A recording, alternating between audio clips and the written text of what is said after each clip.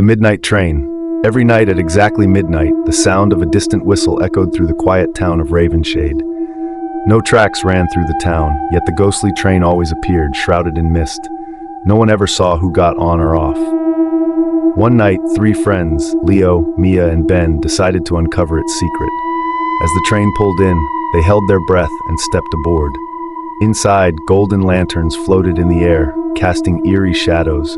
The seats were filled with passengers, yet no one moved or spoke. Their faces were pale, their eyes distant, as if trapped in a dream. The conductor, a tall figure in a dark uniform, turned to them. His eyes glowed faintly.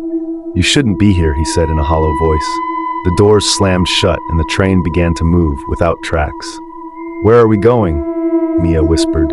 The conductor's gaze darkened. "To where lost souls belong." Realizing they had boarded a train of spirits, the kids had to act fast. But how could they escape before the train vanished into the unknown, taking them with it? The next stop was coming, but would it be their way out or their final destination?